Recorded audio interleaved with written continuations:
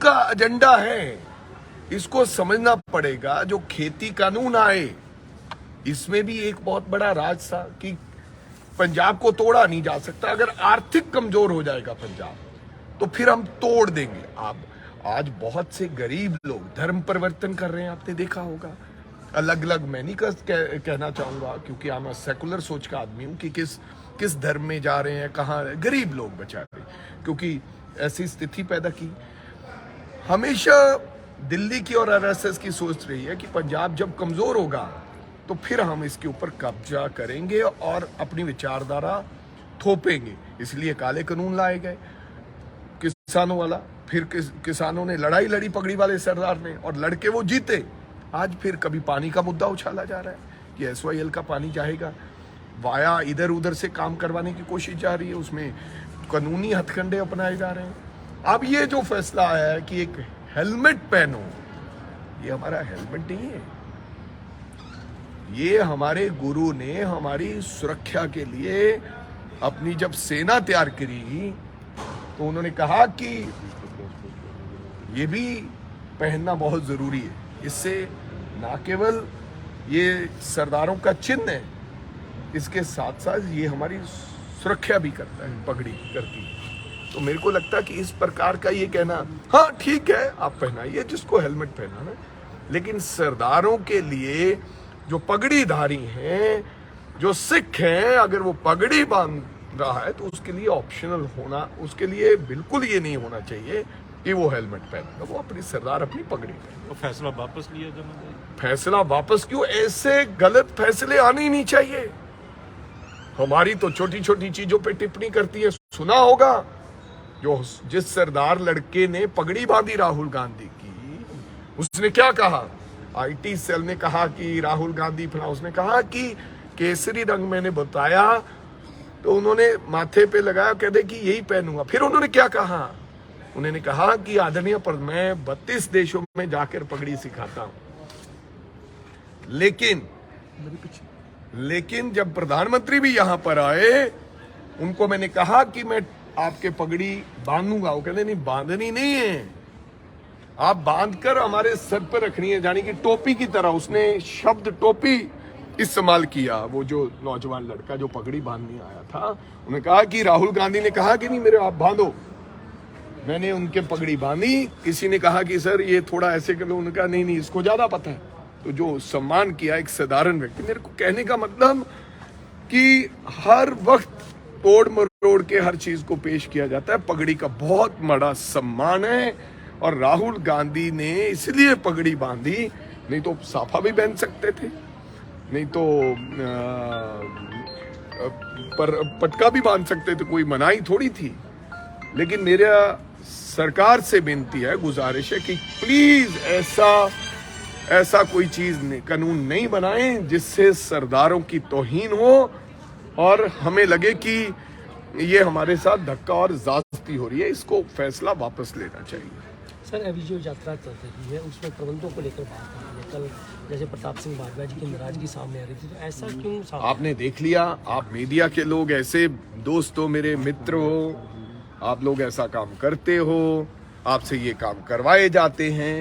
मेरे को पता है, इशारों में मैं समझ जाता हूँ, लेकिन आपसे ये करवाए जाते हैं। प्रताप सिंह बाजवा अभी मीटिंग में आए, आज तो राहुल गांधी आए ही नहीं। काहे के लिए? जो रैली हम करने जा रहे हैं पठानकोट में, उसकी तैयारियों को लेकर आए।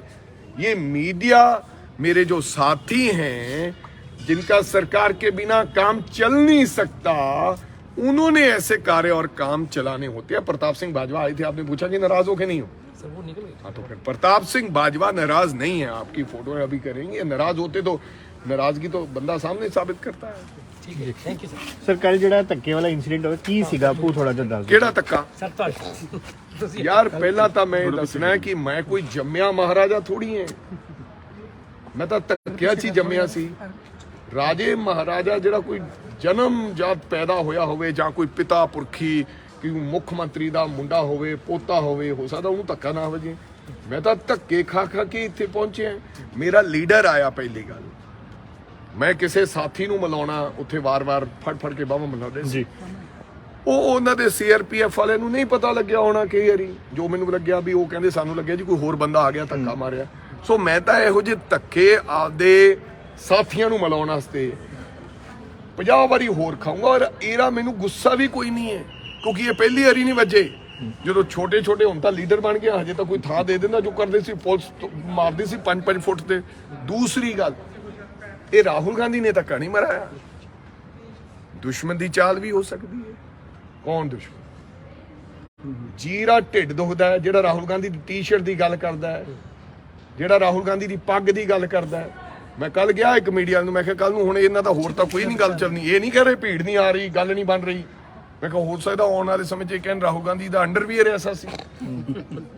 ਸੋ ਸੀਆਰਪੀਐਫ ਹੈ ਜਿਹੜੀ, ਉਹਨਾਂ ਦੇ ਨਾਲ ਸਿਕਿਉਰਿਟੀ ਹੈ, ਉਹ ਕਿਹਦੇ ਅੰਡਰ ਹੈ? सेंट्रल ਦੇਸ਼ ਦੇ ਗ੍ਰਹਿ ਮੰਤਰੀ ਦੇ ਅੰਡਰ ਹੈ। ਆਹ ਕਹਿੰਦਾ ਮਾਰੋ ਧੱਕੇ ਇਹਨਾਂ ਨੂੰ, ਥੋੜਾ ਬੇਇੱਜ਼ਤੀ ਹੋਵੇ ਇਹਨਾਂ ਦੀ। ਸਾਨੂੰ ਜਿੰਨੇ ਮਰਜ਼ੀ ਧੱਕੇ ਮਾਰ ਲੈ ਸਿਕਿਉਰਿਟੀ, ਸਾਨੂੰ ਕੋਈ ਨਹੀਂ, ਪਰ ਸਾਡੇ ਲੀਡਰ ਦੀ ਸ਼ਾਨ 'ਚ ਫਰਕ ਨਹੀਂ ਪੈਂਦਾ ਚਾਹੀਦਾ। ਤੇ ਮੈਂ ਆਉਣ ਵਾਲੇ ਦਿਨਾਂ 'ਚ ਵੀ ਇਹੋ ਜਿਹੇ ਕੰਮ ਹੋਰ ਕਰੂੰਗਾ। ਹੋਰ 25 ਵਾਰੀ ਸੀਆਰਪੀ ਧੱਕਾ ਮਾਰੂਗੀ, ਰਾਜਾ ਵੜਿੰਗ ਚੱਲੂਗਾ, ਪਰ ਮੈਂ ਆਪਦੇ ਵਰਕਰਾਂ ਨੂੰ ਰਾਹੁਲ गांधी ਨਾਲ ਮਿਲਾऊंगा। कोई फर्क नहीं। उनका एजेंडा है, इसको समझना पड़ेगा। जो खेती कानून आए, इसमें भी एक बहुत बड़ा राज था कि पंजाब को तोड़ा नहीं जा सकता। अगर आर्थिक कमजोर हो जाएगा पंजाब तो फिर हम तोड़ देंगे। आप आज बहुत से गरीब लोग धर्म परिवर्तन कर रहे हैं, आपने देखा होगा।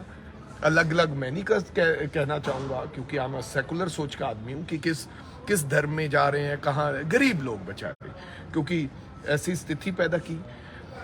हमेशा दिल्ली की और आरएसएस की सोच रही है कि पंजाब जब कमजोर होगा तो फिर हम इसके ऊपर कब्जा करेंगे और अपनी विचारधारा थोपेंगे। इसलिए काले कानून लाए गए किसानों वाला। फिर किसानों ने लड़ाई लड़ी पगड़ी वाले सरदार ने, और लड़के वो जीते। आज फिर कभी पानी का मुद्दा उछाला जा रहा है कि एसवाईएल का पानी जाएगा वाया, इधर उधर से काम करवाने की कोशिश जा रही है, उसमें कानूनी हथकंडे अपनाए जा रहे हैं। अब ये जो फैसला आया है कि एक हेलमेट पहनो, ये हमारा हेलमेट नहीं है, ये हमारे गुरु ने हमारी सुरक्षा के लिए अपनी जब सेना तैयार करी तो उन्होंने कहा कि ये भी पहनना बहुत जरूरी है। इससे ना केवल ये सरदारों का चिन्ह है, इसके साथ साथ ये हमारी सुरक्षा भी करता है, पगड़ी करती है। तो मेरे को लगता है कि इस प्रकार का ये कहना, हाँ ठीक है आप पहनाइए जिसको हेलमेट पहनाना, लेकिन सरदारों के लिए जो पगड़ीधारी हैं, जो सिख हैं, अगर वो पगड़ी बांध रहा है तो उसके लिए ऑप्शनल होना, उसके लिए बिल्कुल ये नहीं होना चाहिए कि वो हेलमेट पहनेगा, वो अपनी सरदार अपनी पगड़ी पहने। तो फैसला वापस लिया जाना चाहिए। फैसला वापस क्यों? ऐसे गलत फैसले आने ही नहीं चाहिए। हमारी तो छोटी छोटी चीजों पे टिप्पणी करती है। सुना होगा जो जिस सरदार लड़के ने पगड़ी बांधी राहुल गांधी की, उसने क्या कहा? आईटी सेल ने कहा कि राहुल गांधी फला, उसने कहा कि केसरी रंग मैंने बताया तो उन्होंने माथे पे लगाया, कहते कि यही पहनूंगा। फिर उन्होंने क्या कहा? उन्होंने कहा कि आदरणीय पर मैं 32 देशों में जाकर पगड़ी सिखाता हूं।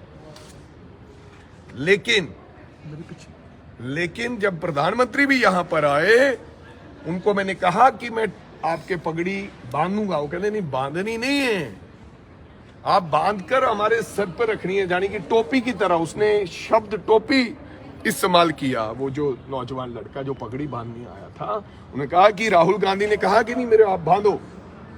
मैंने उनके पगड़ी बांधी। किसी ने कहा कि सर ये थोड़ा ऐसे कर लो, उन्होंने कहा नहीं नहीं इसको ज्यादा पता है।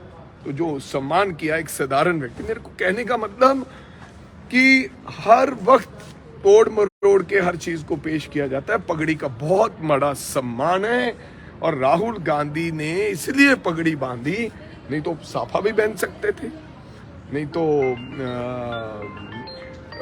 पर पटका भी बांध सकते थे, कोई मनाही थोड़ी थी। लेकिन मेरा सरकार से विनती है, गुजारिश है कि प्लीज ऐसा कोई चीज कानून नहीं बनाएं जिससे सरदारों की तौहीन हो और हमें लगे कि ये हमारे साथ धक्का और ज्यादती हो रही है। इसको फैसला वापस लेना चाहिए। सर अभी जो यात्रा चल रही है उसमें प्रबंधों को लेकर बात हो रही है। कल जैसे प्रताप सिंह बाजवा जी की नाराजगी सामने आ रही थी, तो ऐसा क्यों सामने? आपने देख लिया, आप मीडिया के लोग ऐसे दोस्त हो, मेरे मित्र हो, आप लोग ऐसा काम करते हो, आपसे ये काम करवाए जाते हैं, मेरे को पता है, इशारों में मैं समझ जाता हूँ, लेकिन आपसे ये करवाए जाते हैं। प्रताप सिंह बाजवा अभी मीटिंग में आए, आज तो राहुल गांधी आए ही नहीं, काहे के लिए? जो